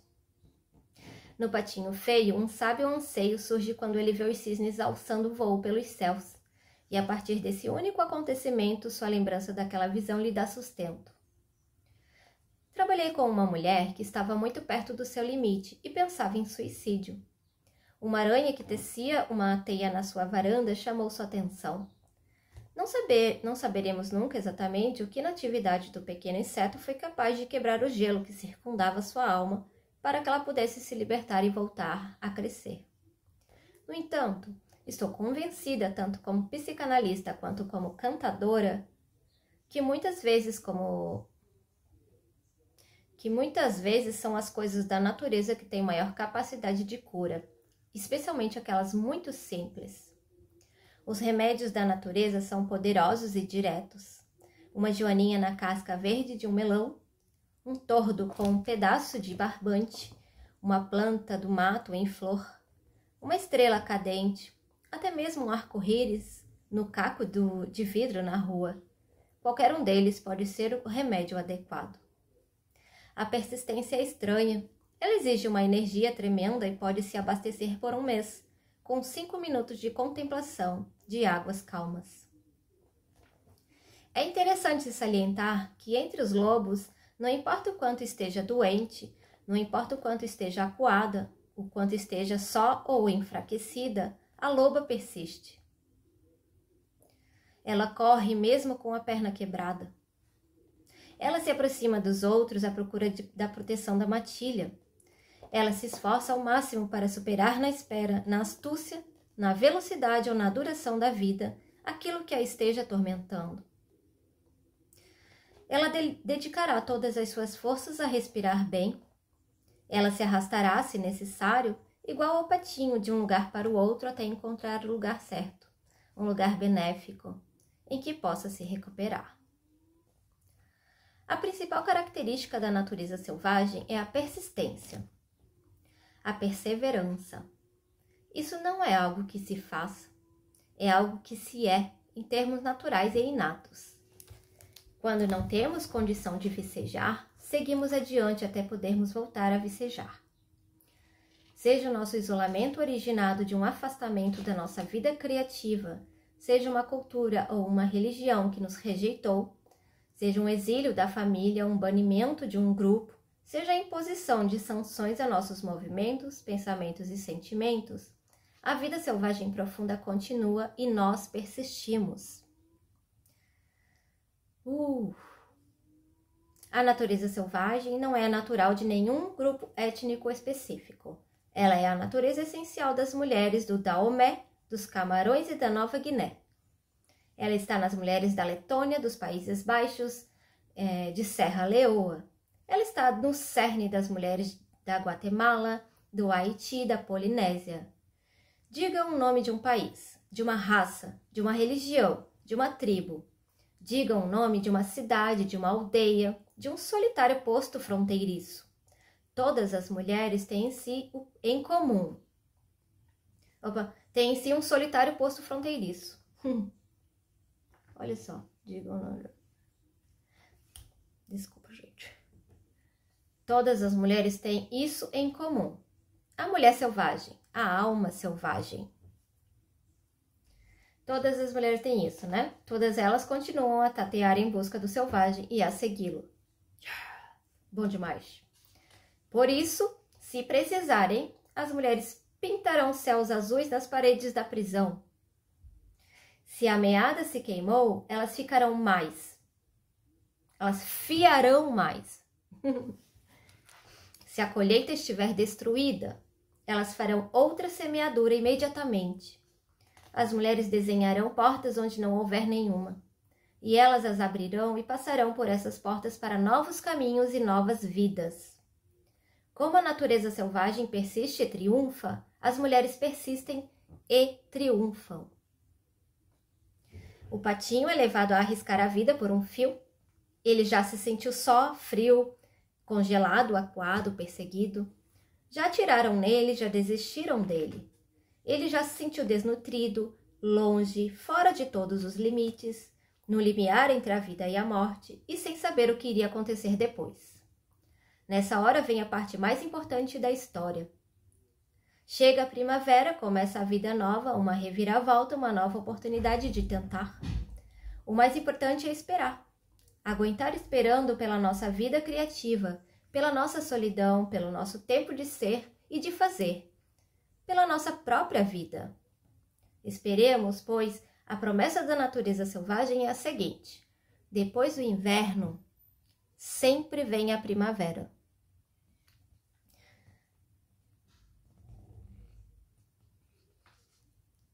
Né? O amor pela alma. Eu vou fazer uma anotaçãozinha aqui. Depois do inverno, sempre vem a primavera. Essa é a promessa da natureza selvagem. Ok. O amor pela alma. Aguarde, confie, faça sua parte. Você descobrirá seu próprio caminho. No final da história, os cisnes reconhecem o patinho como um dos seus antes dele mesmo. Isso é bem típico das mulheres exiladas. Depois de tanto sofrer e vaguear, elas conseguem atravessar por acaso a fronteira com seu próprio território e muitas vezes não percebem por um certo tempo que as expressões das pessoas deixaram de ser depreciativas e passaram a ser neutras, com maior frequência, quando não sejam de admiração e de aprovação. Seria de se pensar que, já que estão agora no seu próprio chão psíquico, elas estariam delirantemente felizes. Mas não. Pelo menos por algum tempo, sentem uma terrível desconfiança. Será que essas pessoas realmente me consideram? Será que aqui eu estou em segurança? Será que não vão me espantar daqui? Será que agora vou poder dormir com os 2 olhos fechados? Será que está certo agir como um cisne? Com o tempo, essas suspeitas são abandonadas e começa o próximo estágio da volta ao próprio eu. A aceitação da nossa própria beleza singular, ou seja, da alma selvagem da qual somos feitas. É provável que não exista uma medida melhor e mais confiável para se saber se uma mulher passou pelo status de patinho feito em algum ponto da sua vida ou durante toda ela, do que sua incapacidade de aceitar um cumprimento sincero. Embora essa atitude possa ser uma questão de modéstia ou possa ser atribuída à timidez, apesar de muitíssimos ferimentos graves serem descartados descuidadamente, como nada mais do que timidez, é muito mais comum que a mulher evite o elogio gaguejando porque ele inicia um diálogo automático e desagradável na mente da mulher. Se você disser que ela é bonita, que sua arte é linda, ou se a elogiar por alguma coisa de que sua alma participou, que tenha sido inspirada por sua alma ou que esteja dela impregnada, algo na sua cabeça lhe diz que ela não merece o elogio e que você, que a está elogiando, é idiota por ter uma opinião dessas a seu respeito. Em vez de entender que a beleza da sua alma parece refulgente quando ela é ela mesma, a mulher muda de assunto e consegue assim roubar o sustento do self-alma, que se nutre de ser reconhecido. Portanto, essa é a função final da mulher exilada que encontra seu próprio grupo.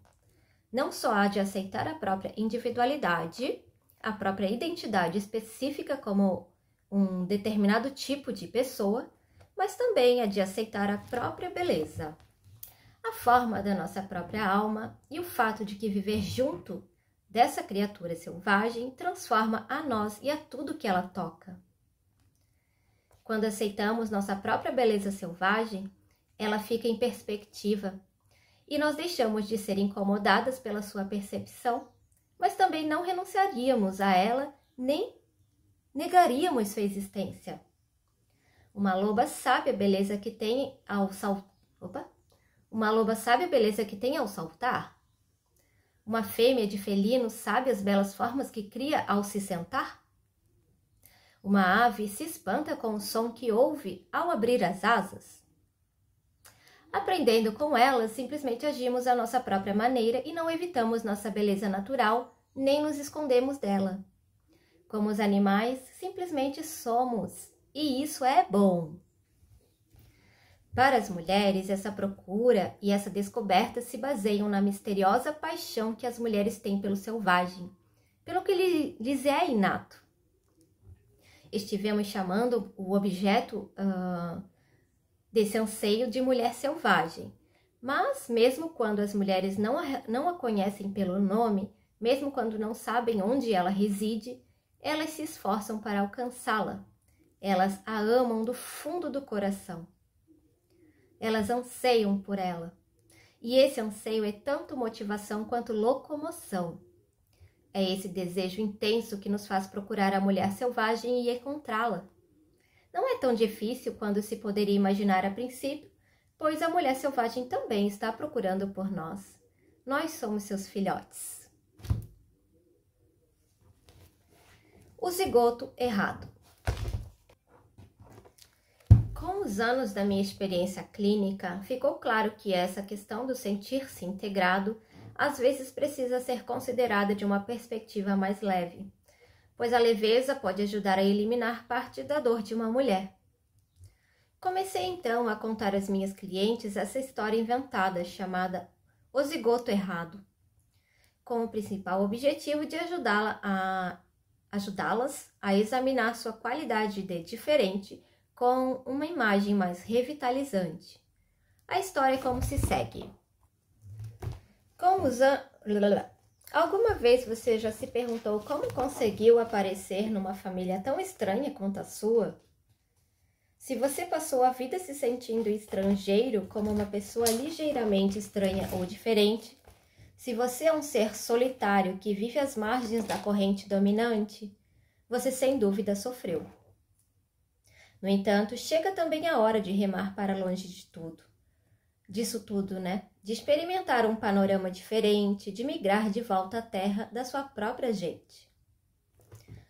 Que não haja mais sofrimento, que não haja mais tentativas de descobrir em que você errou. O mistério da razão pela qual você nasceu na família em que tenha nascido acabou. Finis, está encerrado.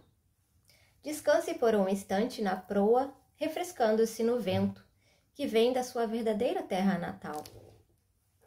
Durante anos a fio, as mulheres que carregam em si a vida mística do arquétipo da mulher selvagem queixaram-se em silêncio. Por que sou tão diferente? Por que nasci numa família tão estranha ou insensível? Onde quer que suas vidas pretendessem se expandir, havia sempre alguém a espalhar sal na terra para que nada lhe crescesse. Elas se sentiam torturadas por todas as proibições relativas aos seus desejos naturais. Se eram filhas da natureza, eram mantidas entre quatro paredes. Se eram cientistas, diziam-lhes que deviam ser mães. Se queriam ser mães, diziam-lhes que, então, era melhor que se adaptassem perfeitamente ao papel. Se queriam inventar algo, diziam-lhes que fossem práticas. Se tinham vontade de criar, diziam-lhes que o serviço doméstico nunca termina. Ai, ai. Foda. Às vezes, elas tentavam se adequar a qualquer padrão que estivesse na moda, sem perceber até bem mais tarde o que realmente queriam. Como precisavam viver. E então, a fim de ter uma vida própria, elas passavam pelas dolorosas amputações de abandonar suas famílias, os casamentos que pelo juramento deveriam ser até a morte, os empregos que deveriam ser trampolins para algo mais neutralizante, embora mais bem remunerado, deixaram sonhos espalhados pela estrada inteira. Com frequência, as mulheres eram artistas que estavam tentando ser sensatas ao dedicar 80% do seu tempo a algum trabalho que abortasse diariamente suas vidas criativas. Embora as situações sejam inúmeras, um aspecto permanece constante. Desde muito cedo, elas eram identificadas como diferentes, com uma conotação negativa. Na realidade, eram pessoas apaixonadas, especiais, curiosas e em pleno uso de suas mentes instintivas. Portanto, é claro que a resposta a por que comigo, por que essa família, por que sou tão diferente, é que não há resposta para esse tipo de pergunta. Mesmo assim, o ego precisa ruminar alguma coisa antes de se soltar. E proponho 3 respostas de qualquer maneira. A analisanda pode escolher a que preferir, mas tem de escolher pelo menos uma. A maioria opta pela primeira, mas qualquer uma serve. Prepare-se. Elas. Nascemos do jeito que nascemos e nas estranhas famílias a que pertencemos. 1. Porque sim. Quase ninguém acredita nessa. 2. O self tem planejamento e nossos cérebros de ervilha são ínfimos demais para desvendá-lo. Muitas consideram essa ideia atraente. Ou 3. Por causa da síndrome do zigoto errado. Bem, pode ser, mas o que é isso afinal? Sua família a considera uma alienígena. Você tem penas, eles têm escamas. Sua ideia de diversão é a floresta, os ermos, a vida interior, a majestade da natureza. A ideia deles de diversão é dobrar toalhas direitinho. Se isso acontece com você na sua família, você está sendo vítima da síndrome do zigoto errado. Sua família passa lentamente pelo tempo. Você passa como o vento. Eles são barulhentos, você é delicada. Ou eles são calados e você canta alto. Você sabe por que sabe? Eles querem prova e uma dissertação de 300 páginas. Sem a menor dúvida, trata-se da síndrome do zigoto errado. Nunca ouviu falar nisso? Bem, foi assim. A fada dos zigotos estava sobrevoando sua cidade natal numa noite, e todos os zigotinhos na sua cesta pulavam e saltavam de alegria. Na verdade, você estava destinada à paz que a teriam compreendido, mas a fada dos zigotos entrou numa zona de turbulência e, epa, você caiu da cesta na casa errada. Você caiu de cabeça para baixo bem numa família que não lhe estava destinada. Sua verdadeira família ficava em 5 quilômetros mais adiante. É por isso que você se apaixonou por uma família que não era a sua e que morava a uns 5 quilômetros dali. Você sempre quis que o senhor e a senhora fulano de tal fossem seus pais de verdade. É possível que eles fossem mesmo. É por isso que você sapateia pelos corredores, apesar de ter uma família que vive grudada na televisão. É por isso que seus pais ficam alarmados cada vez que você vem visitá-los ou telefona. Eles estão preocupados com o que ela vai aprontar agora. Da última vez, ela nos deixou envergonhados Só Deus sabe o que vai fazer desta vez. Ai. Eles cobrem os olhos quando você se aproxima, e não é por se ofuscarem com sua luz. Tudo o que você quer é amor, tudo o que eles querem é paz. Os membros da sua família, por seus próprios motivos, em virtude das suas preferências, da sua inocência de danos sofridos, da sua constituição, da sua doença mental ou ignorância cultivada, não são tão hábeis para serem espontâneos com o inconsciente. E é claro que sua visita invoca o arquétipo do trickster, o que agita as coisas. Identificou aí? Eu identifiquei aqui. E assim, antes mesmo que vocês se sentem à mesa, ela já está dançando por ali, louca para deixar cair um fio de cabelo no ensopado da família. Apesar de não ser sua intenção irritar a família, eles ficarão irritados do mesmo jeito. Quando você aparece, tudo e todos parecem enlouquecer. É um sinal inequívoco dos zigotos errados na família o fato de os pais se sentirem ofendidos o tempo todo, enquanto os filhos têm a impressão de que nunca vão conseguir fazer nada certo. A família não selvagem tem apenas um desejo, mas o zigoto errado jamais consegue vislumbrar qual seja ele. E, se o conseguisse, seu cabelo se arrepiaria formando pontos de exclamação. Prepare-se, vou lhe contar o grande segredo. Eis a coisa misteriosa e tremenda que eles realmente querem de você. Vamos ver? Os não selvagens querem coerência. Querem que você seja hoje exatamente a mesma que foi ontem. Querem que você não mude com o passar dos dias, mas que permaneça como no início dos tempos. Pergunte à família se eles querem coerência e eles darão uma resposta afirmativa. Em tudo? Não, eles dirão somente naquilo que importa. Quaisquer que sejam as coisas que importam no sistema de valores deles, elas sempre serão inaceitáveis para a natureza selvagem das mulheres.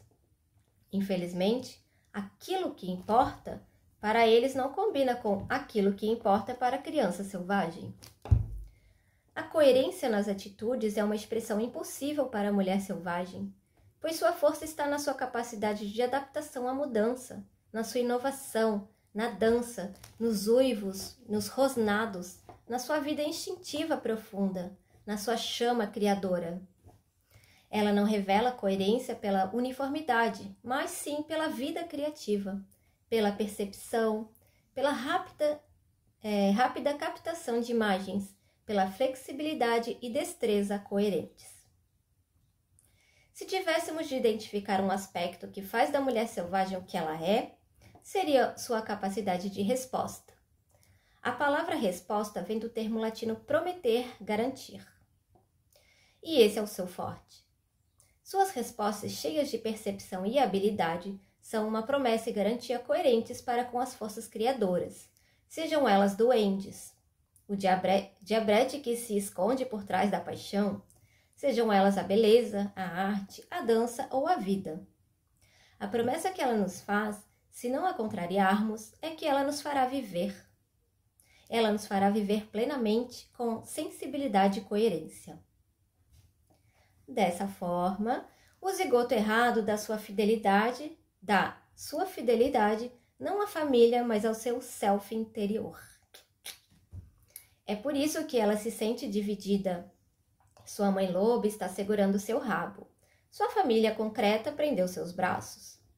Não demora muito e ela está gritando de dor, rosnando e mordendo a si mesma e aos outros para afinal ficar numa calma mortal. Quando se olha nos seus olhos, vêem-se os ojos del cielo, olhos vazios, os de uma pessoa que não está mais ali. Embora a socialização para as crianças seja importante, matar a criatura interior é matar a criança. Os habitantes da África Ocidental consideram que ser duro com uma criança faz com que a alma se afaste do corpo. Às vezes só alguns metros, outras vezes a distância de alguns dias de caminhada.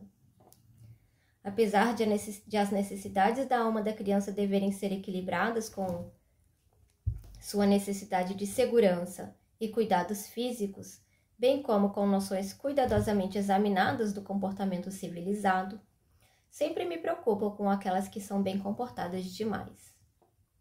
Elas muitas vezes têm aquela expressão de alma fraca nos olhos. Alguma coisa não está certa. Uma alma saudável aparece brilhante por trás da persona, a maior parte dos dias, e nos outros arde como chama. Quando o dano é sério, a alma foge.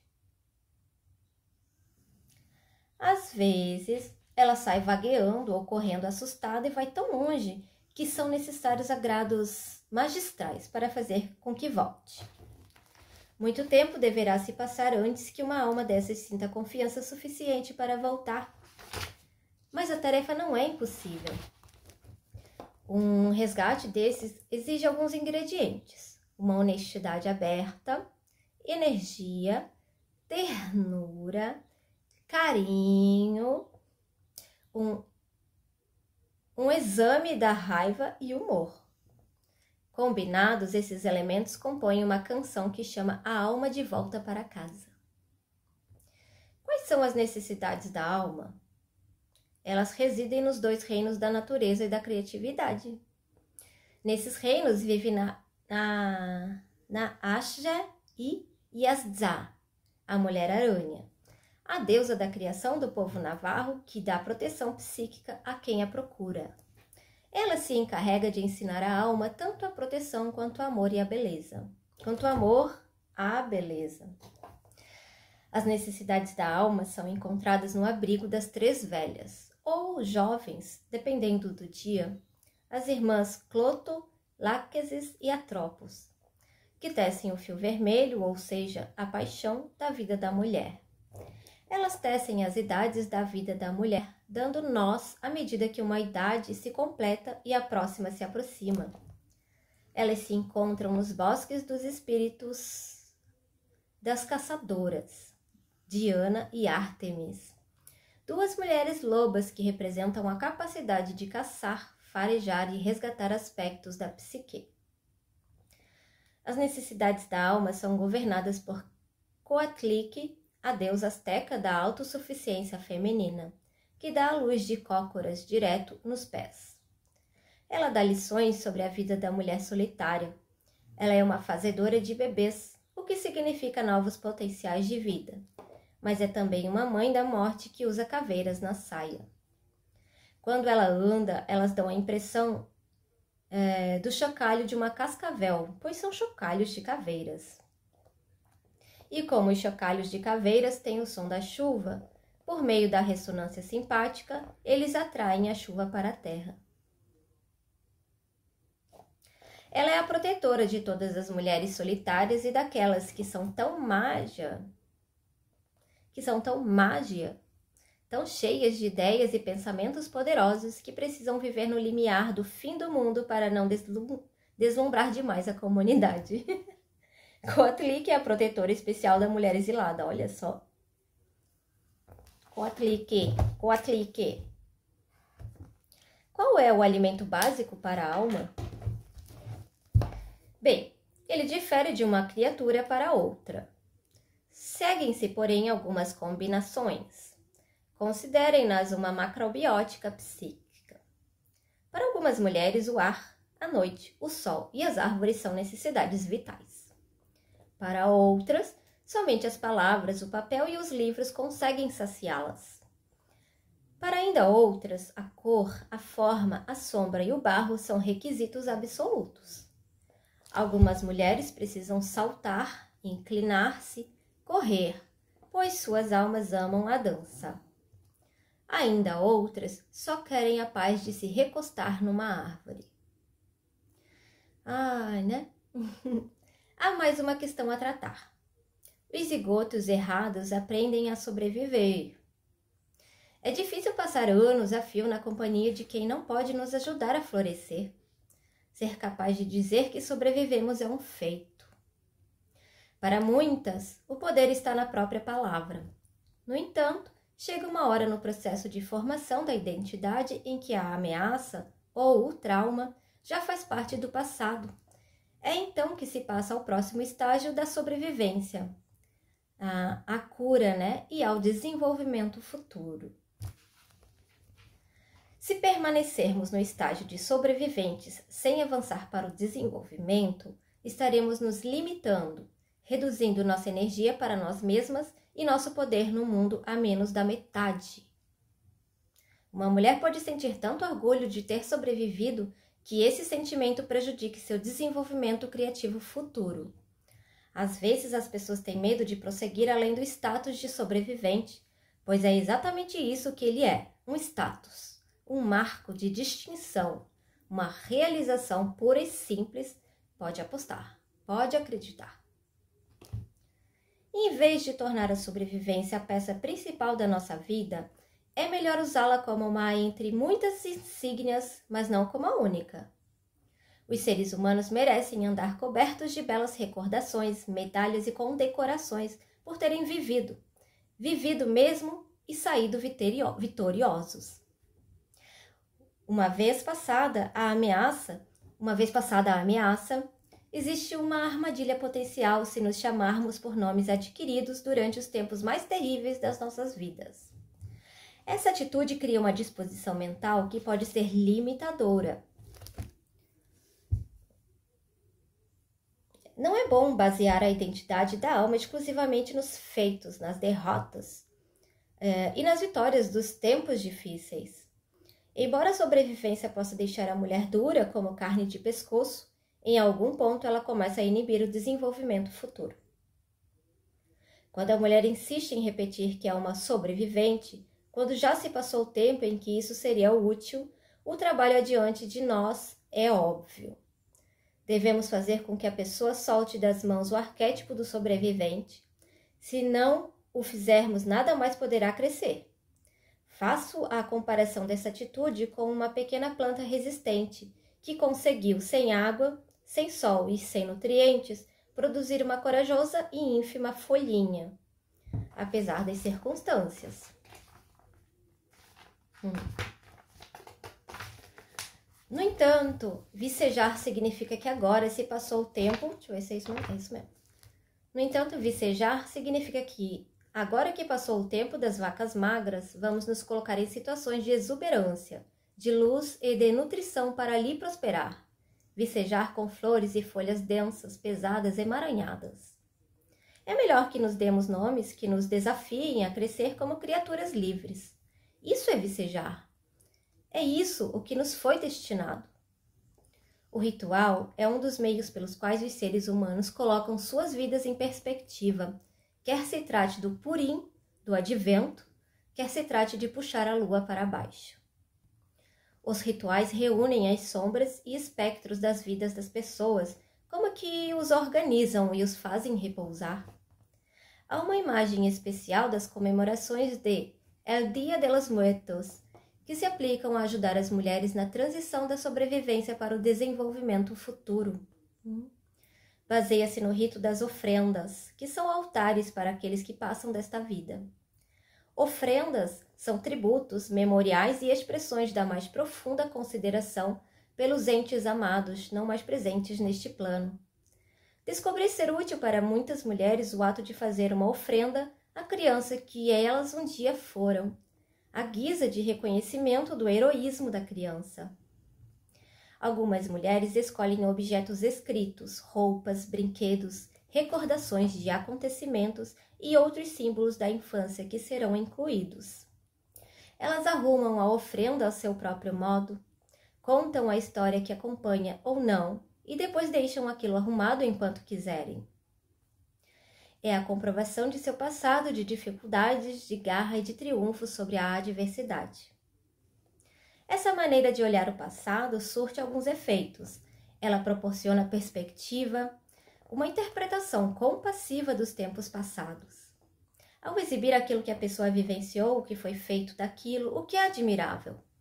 É o fato de admirar o feito em vez de vivê-lo que libera a pessoa.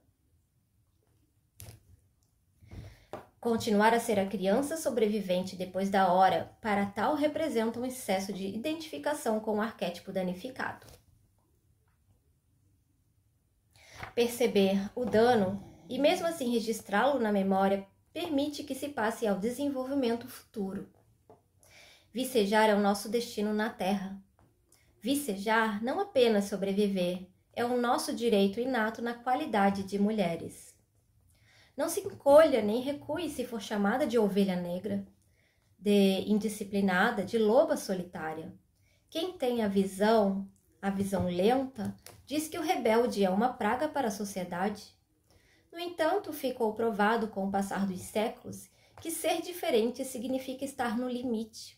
Significa ser praticamente garantido que essa pessoa vai fazer uma contribuição original, uma contribuição útil e espantosa à sua cultura. Ao procurar conselhos, jamais dê ouvidos aos tímidos de coração. Seja gentil com eles, cumule-os de bênçãos, tente incentivá-los, mas nunca siga seus conselhos. Se você alguma vez foi chamada de desafiadora, incorrigível, saliente, esperta, insubmissa, indisciplinada, rebelde, você está no caminho certo. A mulher selvagem está por perto. Se você nunca foi chamada de nada disso, ainda é tempo. Ponha em prática sua mulher selvagem. Andele! Insista! Chegamos ao fim de mais uma história maravilhosa. Que capítulo incrível! Ó, até sujei de batonzinho o meu livrinho. Ai, eu amo, eu amo. E aí, curtiu? Deu boa aí? Vários insights? Espero que sim. Se tu acha que tem que ler de novo essa história, tem vários sites por aí que trazem os capítulos também separados. E, se tu quiser, pode ouvir de novo, né? Se tu não enjoou da minha voz ainda. Tá bom, beijo, beijo, beijo bem grande. E até o próximo vídeo com a próxima leitura do 7º capítulo, que se chama O Corpo Jubiloso, a Carne Selvagem. Belezinha? Beijo, beijo no coração e até o próximo.